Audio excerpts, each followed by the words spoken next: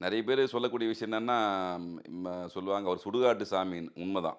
சிவபெருமானுடைய உண்மையான வசிப்பிடம் எது அப்படின்னு பார்த்தீங்கன்னா, சுடுகாடு தான். அதுல எந்த மாற்றமும் கிடையாது. சிவபெருமான் அங்க தான் வாசம் செய்வார்ன்றது உண்மதான்.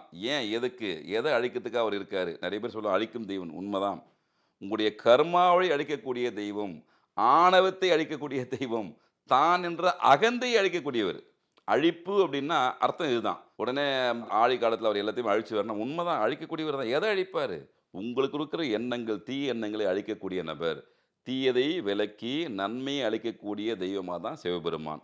அதான் சொல்லுவோம் உதாரணத்துக்கு, திருவண்ணாமலையில வந்து ஜோதி வடிவமா இருக்காரு. எதுக்கு இருக்காரு? மும்மூர்த்திகளுக்கு ஏற்பட்ட பிரச்சனை. அதாவது நம்ம பொதுவா சொல்லுவோம். இன்னைக்கு நம்மளுக்கு ஈகோ ப்ராப்ளம் இருக்கிற மாரி, புராண காலத்திலயும் அவங்களுக்குள்ள ஈகோ ப்ராப்ளம் இருந்திருக்கு. எதுக்காக? நமக்கு ஒரு சில விஷயங்களை உணர்த்துவதற்காக தான் இந்த புராண இதிகாசங்கள் ஏற்படுது. நமக்கு உணர்த்தும். யாருக்கு? மக்களுக்கு.